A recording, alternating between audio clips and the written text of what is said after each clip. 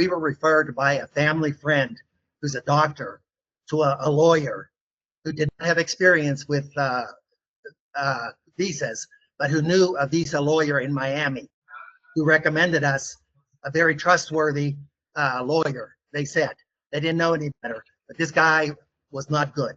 He didn't know what the process was. I think he pretended to help, but really didn't. We saw him 2 times, and at the beginning and at the end. And my wife had to go back to the United States 2 times to get documents, when in reality, with your service, we were able to get them via computer. So it was much easier. So that's the backstory. I met you off the internet, and you would think that getting a reference from a family friend who's a professional would be better from getting it from the internet, but it wasn't. I talked to you by phone, made an arrangement, made an appointment by phone, and you called back, and every step of the way, it's been totally professional. You guys were able to get the visa with technical precision. Seriously, it was excellent. That's perfect. So now that just joined us. So how the process starts is that you first have like a folder with me, and then you get assigned by an attorney on your team. In this case, it was Natalia.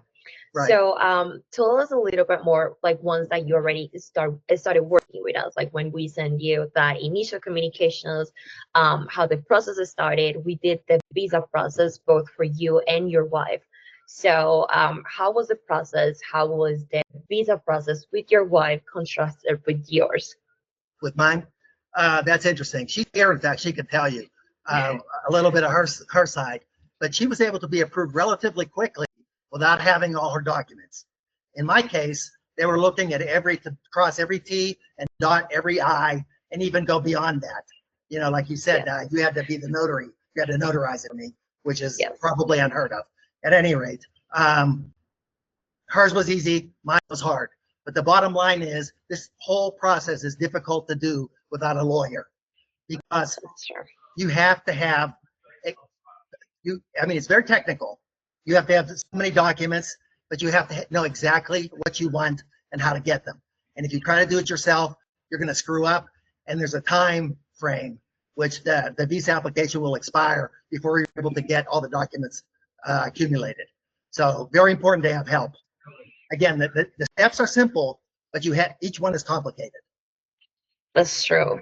So actually that process, and that's something that we just want to explain for everyone that's going to be able to look at this video, and that is when we normally connect with people, with prospects, with new clients, we explain to everyone how the government discretion works, which means whenever that your visa gets submitted, then it goes to the government officials, and then they get the time to review your applications, and then they can come back with additional requests of information. Right. So in your case, for example, we did both visa applications at the same time, both yours and your wife.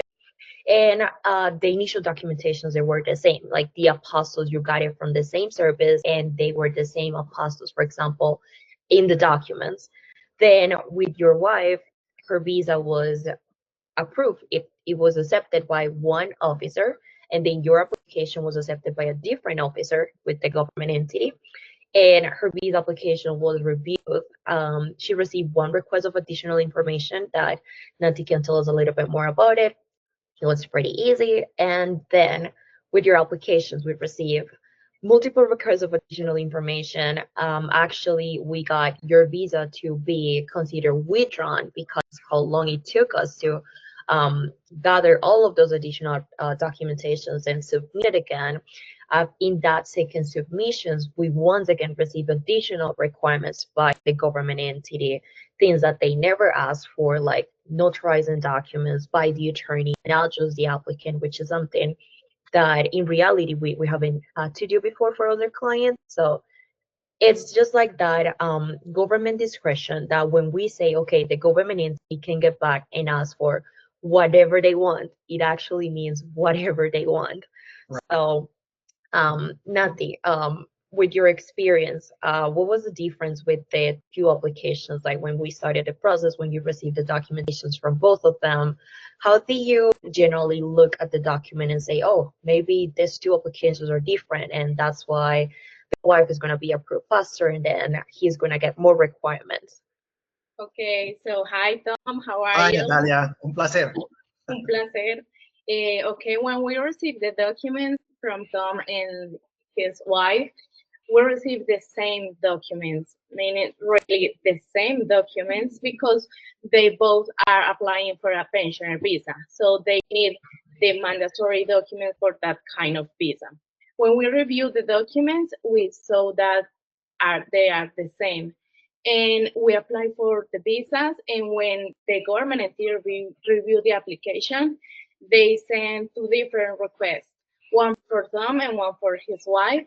And for Tom, then they request an FBI background check, an apostille, a new certificate, a pension certificate, a new apostille for that document.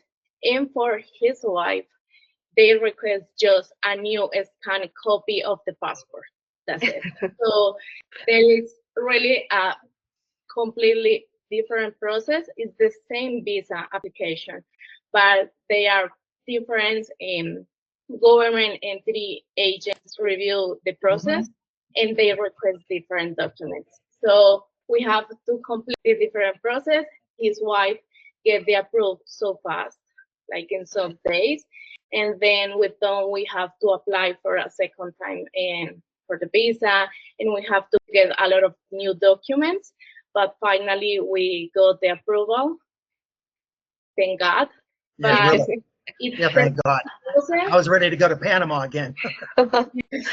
It's the same process, the same documents, but just two different government agents review the documents and they request different things. So that's the view that I have of the So process. thank you for sticking with it. I know this was very extended and long and difficult, but I appreciate your help. My pleasure. Well, that's exactly what we want to do with every single client, and it's just to show them that when we say that we go from start to finish with you, that's actually our commitment. No matter if one application we got it approved in a few days and the other one take us a few months. Yeah. If we mean it when we say it, we are going to get you and we're going to get the result that you're expecting. So with that being said, what is that suggestion that, for example, you will give future clients or future people that are trying to get started with the visa application here in Colombia, that are going to start dealing with the government? And that will be that personal suggestions from a point of view of someone that already got your visa in hand and that you're set up in here in Colombia already. I would say if you're in the United States, start gathering your papers there. But to be able to know exactly what papers you need, it's best to get in contact with Colombian Visa Services. So you can get exactly, again, come with what you need. And then if you're missing anything, you can always fill in the blanks once you're here. Like we needed a couple of things apostille, and that was able to be done via computer, But I would say that. Perfect. And I have another question for Tom. Okay. How was your experience with the advisory that Colombian Visa Services give to you and to your wife? The advice? The advice. I was super happy with everything. Everything was very, like I said, professional, very spot on, very timely. I know, Natalia, you answered my visas and my emails immediately. It's not immediately, very soon after. I always knew to expect an answer when I had a question, and you were tremendous in that way. Perfect. Thank you, Tom. It's true. Thank you, Tom, for that. And thank you, Natalia, because as I was telling Tom as well, that's the service that we want to give. That's the service that we want to provide, and that's the exact experience that we want our clients to have. So thank you so much for your time. And in case that you do have any future questions, you already know this, but we are there for you. Very good. Thank you very much.